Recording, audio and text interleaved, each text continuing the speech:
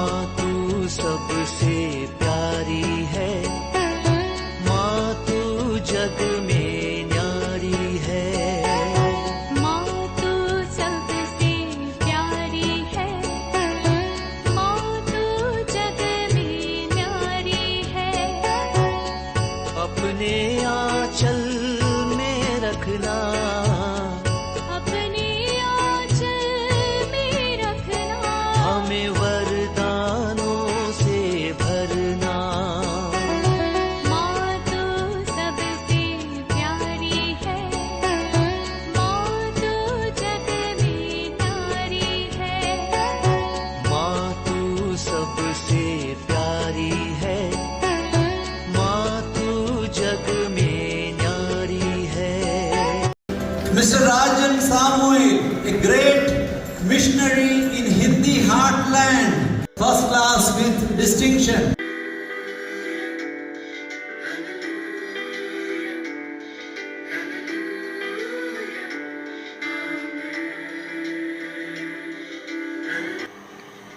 पिता, पुत्र और पवित्र आत्मा के नाम पर आमीन। आप सबों को जय यीशु। आज हम लोग एफेसुस के कलीसिया को लिखा हुआ वो पत्र का तीसरा भाग को सीखने जा रहे हैं। कल के क्लास में अध्यायों को दो भागों में विभाजित करने के विषय में अध्याय 1 से लेकर के 3 तक के भाग क्या क्या हमें सिखाया, क्या नियम सब हमें दिया, इसके विषय में मनन चिंतन किया। और आज अध्याय 4, 5, 6 जो नियम कानून ये सब जो हम लोगों ने वहां देखा, वो अपने जीवन में, चाहे कलीसियाई जीवन चाहे पारिवारिक जीवन में, उसको कैसे अपनाना और एक अच्छा पवित्र जीवन जीने के लिए कुछ धार्मिक नियमों को भी यहां पर दे रहा है। एक क्रिस्त के शरीर का अंग बनकर के जीने वाला व्यक्ति किस प्रकार धार्मिक जीवन जीना चाहिए, ये सिखाने वाला पार्ट है। एफेसियों का पत्र दिया है 4, 5 और 6। यहां पर सबसे पहले अध्याय 4 वाक्य 1 से लेकर के अध्याय 6 का वाक्य 17 तक का भागों में कुछ ऐसे धार्मिक उपदेश द्वारा कैसे व्यक्तिगत जीवन, पारिवारिक जीवन और कलीसियाई जीवन जीना है, इसका अपने बुलाहट के अनुसार किस प्रकार जीना है, इस विषय पर चर्चा करते हैं। विशेष रूप से अध्याय 4 का वाक्य 1 से संत पौलुस यहां कहते हैं, प्रभु के कारण मैं आज कैद में हूं। ऐसे रहने वाला व्यक्ति हम लोगों को देने वाला कुछ धार्मिक उपदेश है। कलीसिया में एकता को कैसे बनाकर रखना है, कलीसिया अलग अलग इंडिपेंडेंट कलीसिया बना करके अपना अपना चलाना नहीं। क्रिस्त ने जिस कलीसिया, क्रिस्त का शरीर, क्रिस्त एक है तो शरीर एक है। इसका मतलब कलीसिया कितना होना चाहिए? एक कलीसिया, तभी हम लोग बोल सकता है एकता। तो कलीसिया में उस एकता कैसे लाके आना है? क्रिस्त का शरीर में अलग अलग अंग जरूर है, लेकिन एक शरीर से वो अंग जब तक जुड़े नहीं रहेगा तब तक उस शरीर का बढ़ना या वो शरीर कर्म करते हुए रहने वाला शरीर नहीं बन सकता। विशेष रूप से जो फर्स्ट जो पैराग्राफ अध्याय 4 का वाक्य 1 से लेकर के 16 तक का भाग में हम लोग यही देख सकते हैं, एकता बनाए रखना इसका अनुरोध करता हुआ। अलग अलग इंडिपेंडेंट चर्चेस बना करके, अलग अलग गुट बना करके, ये क्रिस्तीयता नहीं है, ये शैतान का कार्य है। सब अपना अपना डिमांड कर रहा है, हम ठीक सिखा रहा है, हम सही सिखा रहा है। ये इंडिपेंडेंट कलीसिया ये शैतान का कार्य है। संत पौलुस एफेसियों का पत्र दिया है 4 वाक्य 1 से लेकर के जोर डाल करके यही बता करके दे रहा है। और क्रिस्त के द्वारा ही, क्रिस्त से जुड़ा हुआ वो कलीसिया, क्रिस्त ने स्थापित किया हुआ कलीसिया, उसी कलीसिया से जुड़े हुए जीवन जीना, यही क्रिस्त आग्रह करते हैं। वो कलीसिया की परिपूर्णता मसीह से ही होता है। तो अलग अलग कलीसिया, अलग अलग गुट क्रिस्त का शरीर को अलग अलग ना करे, ये संत पौलुस आग्रह करते हैं। वाक्य 2 में संत पौलुस लिखते हैं कि आप पूर्ण रूप से विनम्र हो जाइए, सौम्य हो जाइए, सहनशील बने और प्रेम में एक दूसरे को सहन करो, तभी आप एकता को बनाए रख सकता है। शांति के सूत्र में बंद करके एकता को बनाए रखने का प्रयत्न करें। हमें मालूम है योहन का सुसमाचार उसके अध्याय 17 में महापुरोहित क्रिस्त का प्रार्थना भी यही है, वे सबके सब एक हो जाए।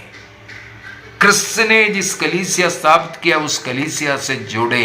कैथोलिक चर्च हमेशा इस एकता के लिए प्रयत्न करते रहता है, लेकिन कलीसिया को तोड़ने के लिए, कुछ लोगों को अलग करने के लिए, व्यक्तिगत इच्छाओं को पूर्ति करने के लिए कुछ लोग इस प्रकार कलीसिया से अलग होकर के अपना कलीसिया बना रहे हो। क्रिस्त को दुख कष्ट पहुंचाने वाला कार्य है।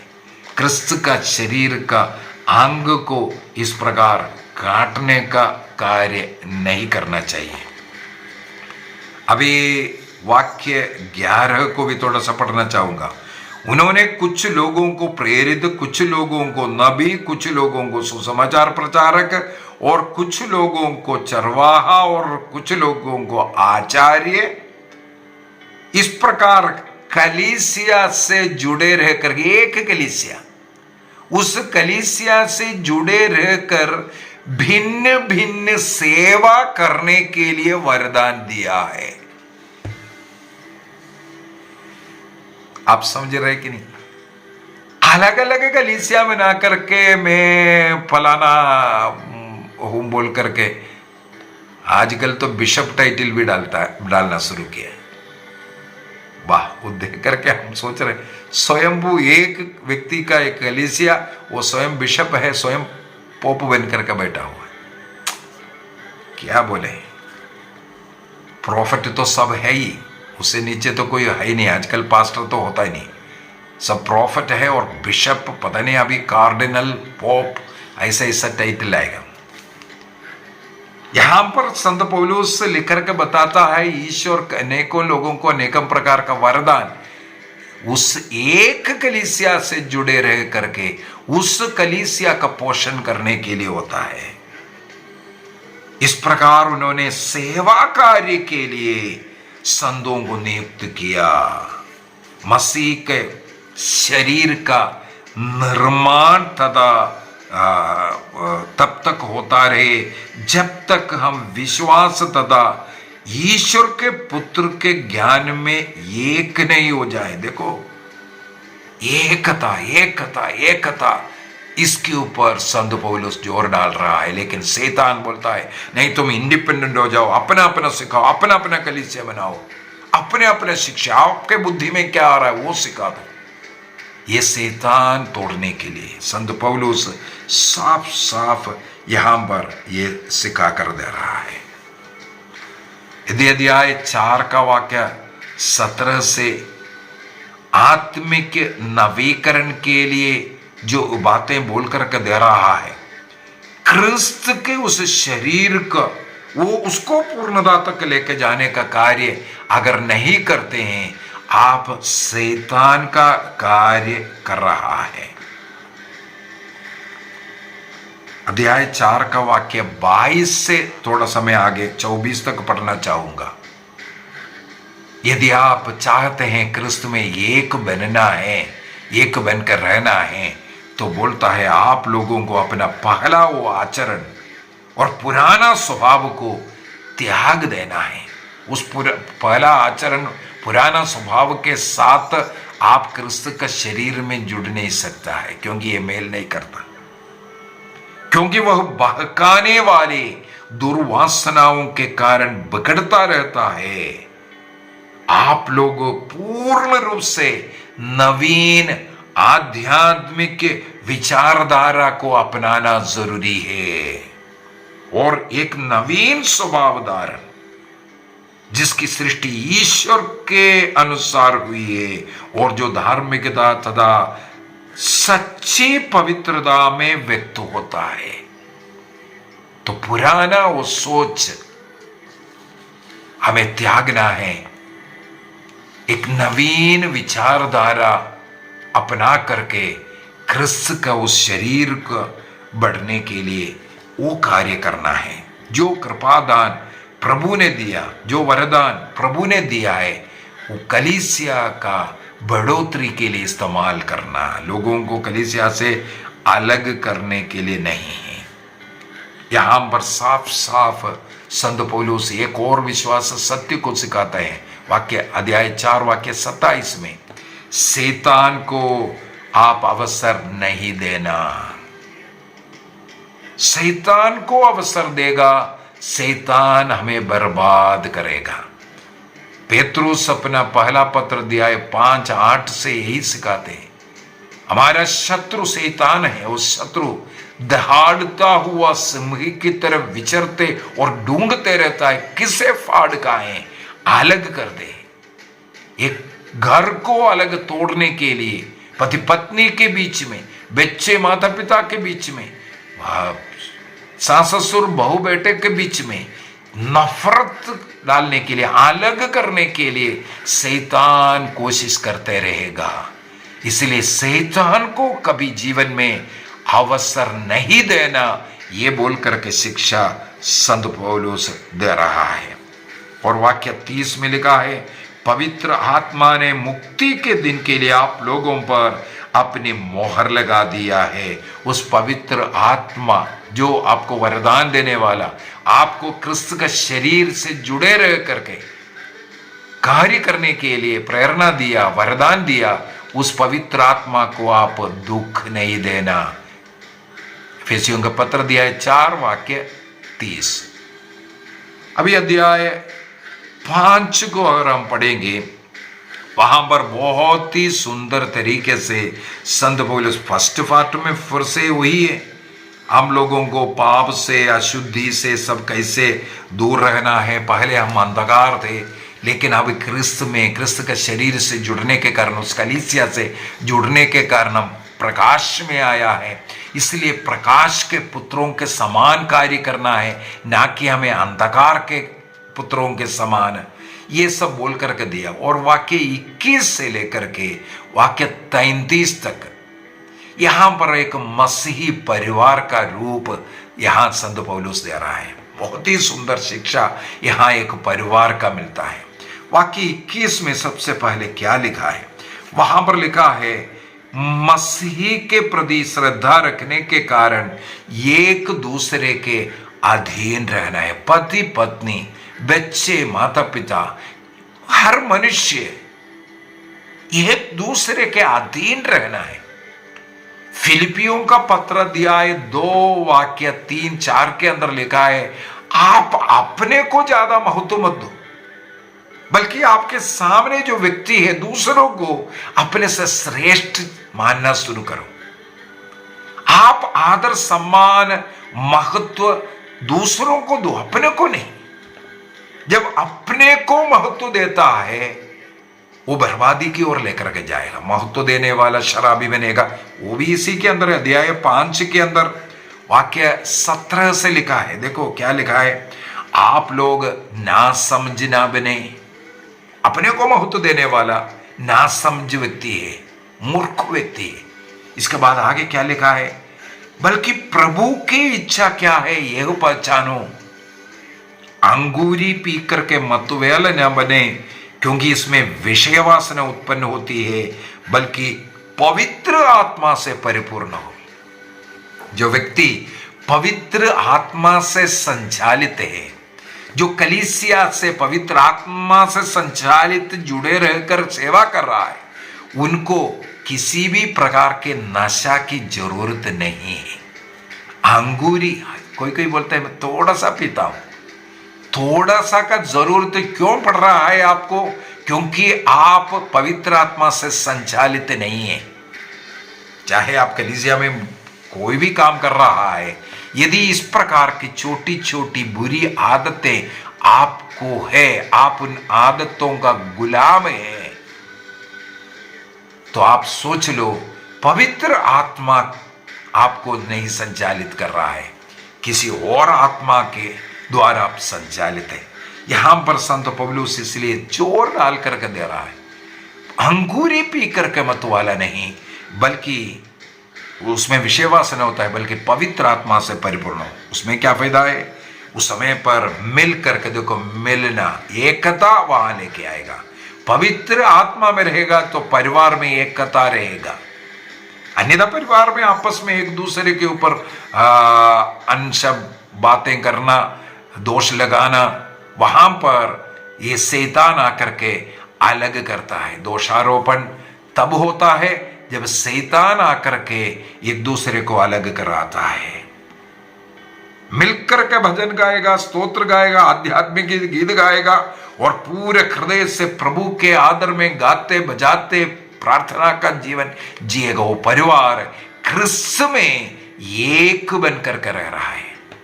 क्रिस्त में एक बनने के लिए उस कलीसिया का सदस्य पवित्र आत्मा से संचालित होना चाहिए। ऐसा व्यक्ति एक दूसरे के सामने एक दूसरे को अपने से श्रेष्ठ मानेगा, एक दूसरे के अधीन रहेगा। वो हमेशा एक कोशिश करता है कि मेरे कारण दूसरों को कोई दुख ना हो जाए। वे ऐसा कोई काम न करेगा नहीं, सोचेगा नहीं दूसरों को मेरे कारण दुख पहुंचे। सबों के साथ भ्रातृ प्रेम में मेल मिलाप में रहेगा, सबों को एक साथ जोड़ करके एकता परिवार में लाएगा, कलीसिया में लेके आने वाला वो बनेगा, क्योंकि वो स्वयं अपने को विनम्र करता है। किसी के ऊपर मैं उनसे अच्छा हूं ऐसा सोच नहीं, मेरे से अच्छा वो है ऐसा सोच उस परिवार को बनाए रखेगा। इसके बाद हम लोग एफेसियों का पत्र दिया है 5 के अंदर वाक्य 22, 23, 24 में पत्नियों से कुछ बातें कहते हैं।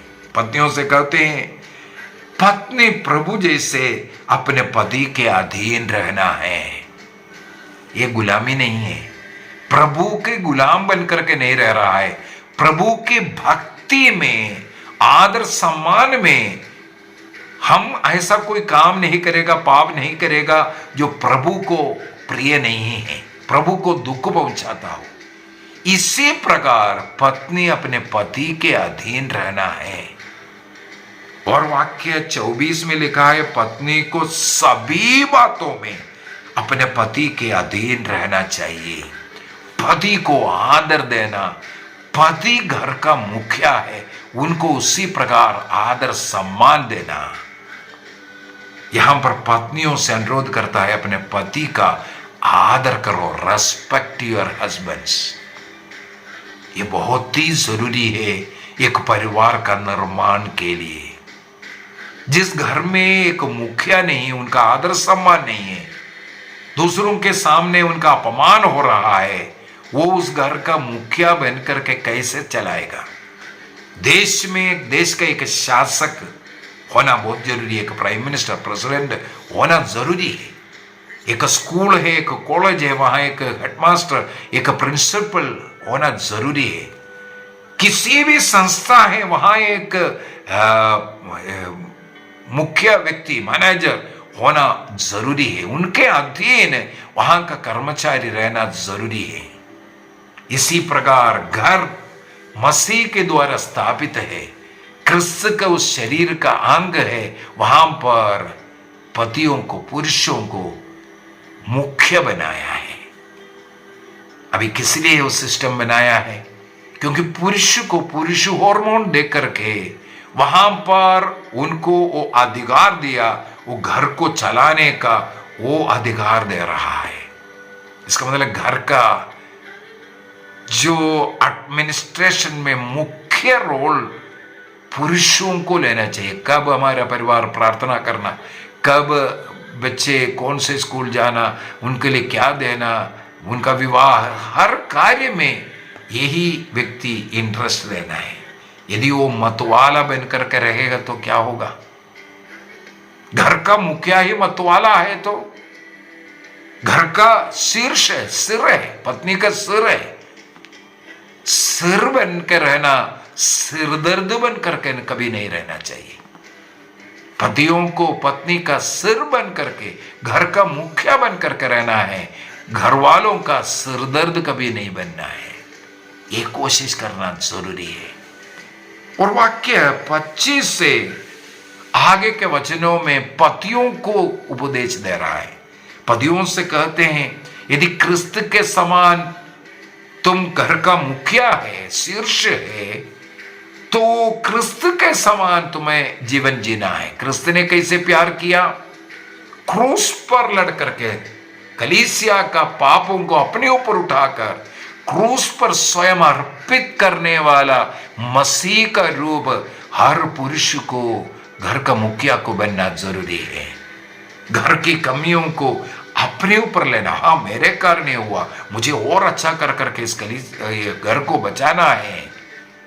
हमारे घर के किसी का, अपने जीवन साथी का किसी का जो कमियां हैं उसको अपने ऊपर लेकर के क्रूस पर अर्पित करने वाला व्यक्ति बनना है। अपने आग्रहों को, अपने खाने पीने का जो भी हमारा जो खिंचाव है, जो आकर्षण है, उसको क्रूस पर डालना।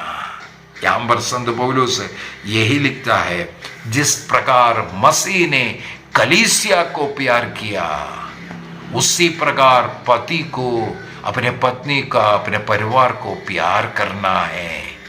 उस पत्नी के लिए, उस परिवार के लिए उनको अपने को ही त्यागना है। शराब क्या चीज है? कुछ नहीं है सामने। इसलिए इन सबों को, बुरी आदतों को सब त्याग करके उस कलीसिया का, उस घर का निर्माण का कार्य क्रिस्त के समान करना है। तब एक पवित्र घराना, पवित्र घर वहां तुम स्थापित कर पाएगा। वाक्य 27 में लिखा है, क्योंकि वह एक ऐसी कलीसिया अपने सामने उपस्थित करना चाहते हैं कि वो महिमामय हो, जिसमें कोई ना दाग, ना झूरी, ना कोई और दोष।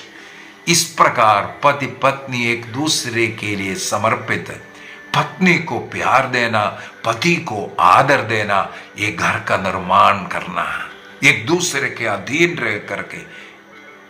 कैसे अधीन रहने का मतलब है, मेरे कारण मेरे पत्नी को, मेरे पति को, मेरे जीवन साथी को, परिवार के अन्य लोगों को दुख कष्ट ना हो।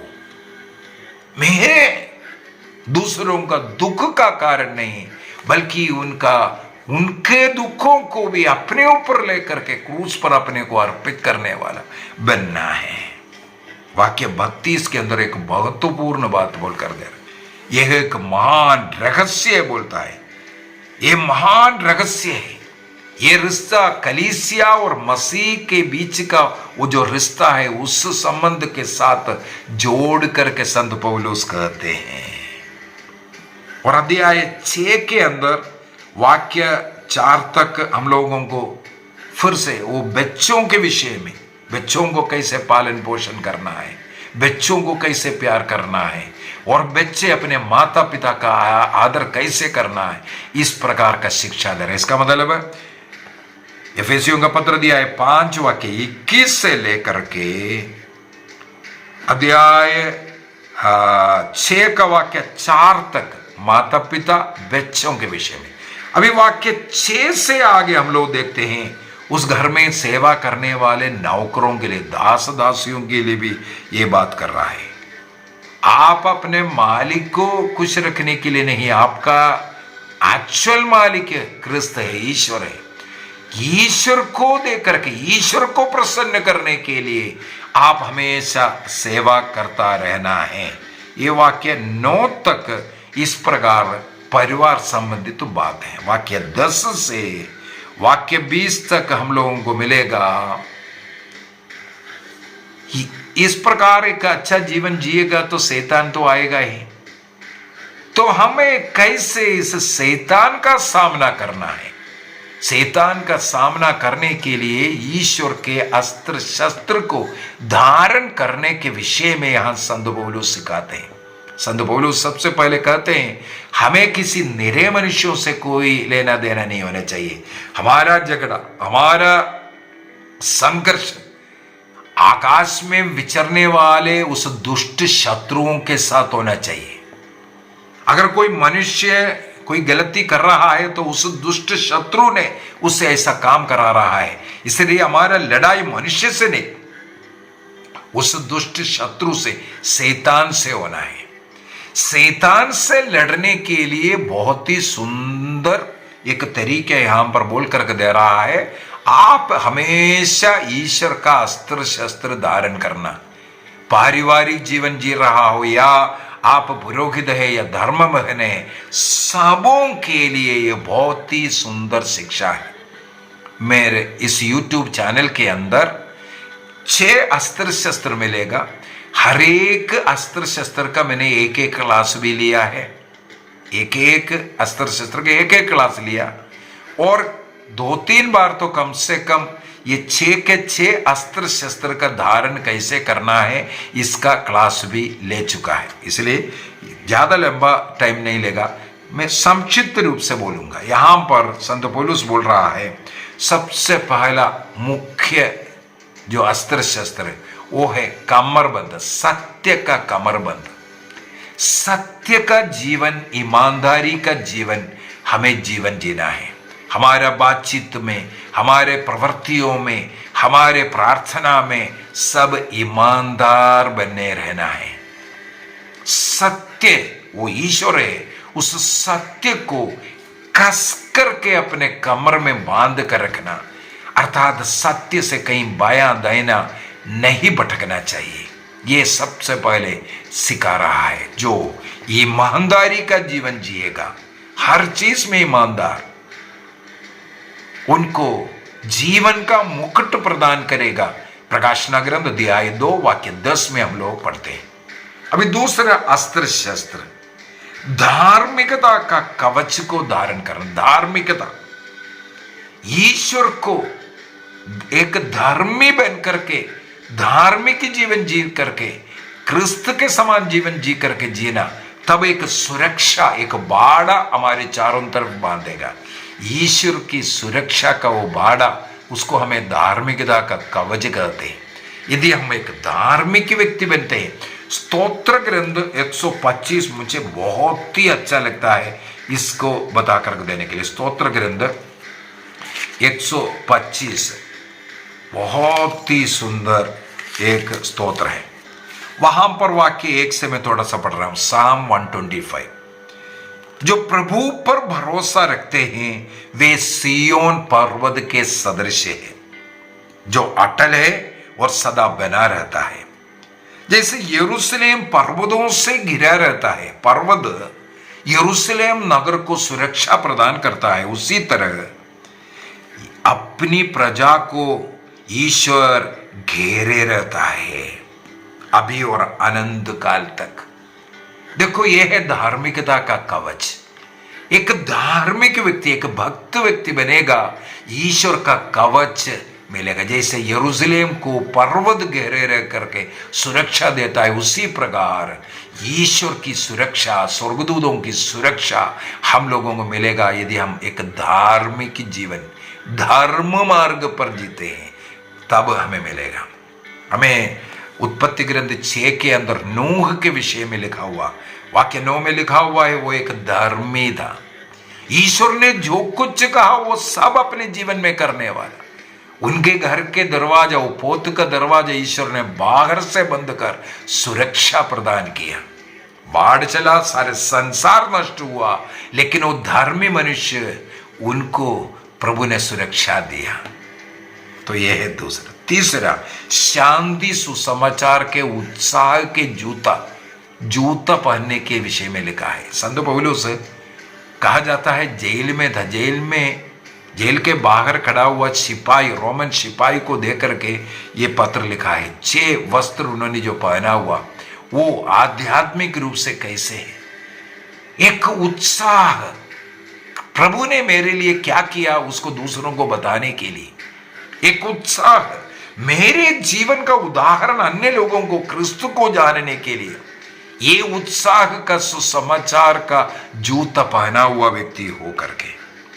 इसके बाद अगला चौथा है विश्वास का ढाल। ढाल हमें मालूम है बाएं हाथ में पकड़ता है, बाएं हाथ में, दाहिने हाथ में तलवार पकड़ता है, वहां से आने वाला बाणों को बुझाने वाला विश्वास का ढाल। विश्वास के द्वारा प्रभु मेरे साथ है, मेरा कुछ नहीं होगा, चाहे अन्य लोग मुझे गाली दे, मेरे बुराई करे, निंदा करे, वो मुझे कुछ नहीं होगा। वो ढाल हमारा हाथ में होना चाहिए, इसको विश्वास का ढाल बोलते हैं। दूसरे लोग बोलेगा तुम तो मूर्ख है, तुम कुछ नहीं कर सकता, लेकिन प्रभु मेरे साथ है, प्रभु सब कुछ करेगा विश्वास के ढाल के द्वारा। निराशाजनक अवस्था में भी विश्वास का ढाल इस्तेमाल करने वाला अब्राहम के विषय में बाइबल साक्ष्य देता है, इसलिए वो विश्वासियों की पिता बना। ये ढाल बाएं हाथ में रखना। इसके बाद मुक्ति का टोप, क्रिस्त ईश्वर को धारण करना, वो टोप हेलमेट क्रिस्त को धारण कर रहना। और छठवां है वहां वचन रूपी, ईश्वर का वचन रूपी वो तलवार, आत्मा की तलवार दाहिने हाथ में। तो इस प्रकार का एक पहनावा के विषय में ईश्वर का वचन दुधारी तलवार है, और इस वचन में इतना शक्ति है, सामर्थ्य है। रोज बाइबल को पढ़ना और बाइबल के अनुसार जीवन जीना, इस प्रकार शैतान को हम हरा सकता है, ये हमें सिखाने वाला पार्ट है। वाक्य 18 में लिखा है हर समय आत्मा में सब प्रकार की प्रार्थना करते रहो। और वाक्य 19 के अंदर 20 के अंदर साफ साफ बोल रहा है मैं भेड़ियों से बंधा हुआ राजदूत हूं, प्रभु का राजदूत हूं, आपसे विनती है जिससे मैं निर्भयता से सुसमाचार सुना सकूं, प्रचार कर सकूं। आप इसलिए मेरे लिए भी प्रार्थना करो। आप प्रार्थना में, प्रार्थना का जीवन जीने के लिए। और वाक्य 21 से लेकर के 23 तक हमें मालूम है उपसंहार के रूप में लिखा हुआ है।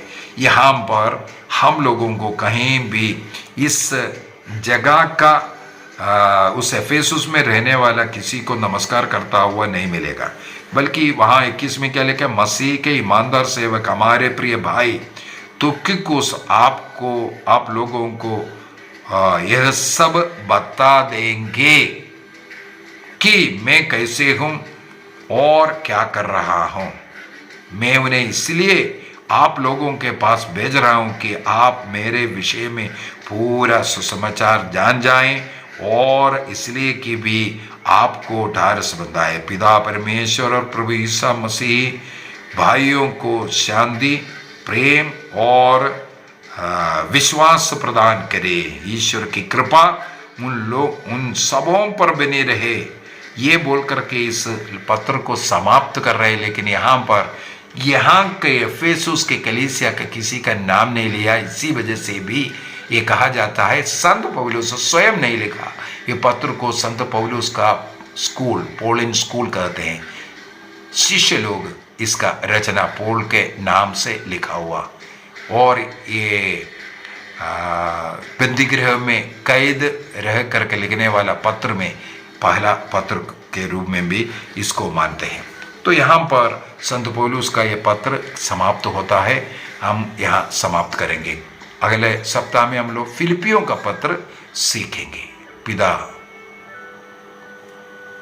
पिता, पुत्र और पवित्र आत्मा के नाम पर आमीन। आप सबों को जय यीशु।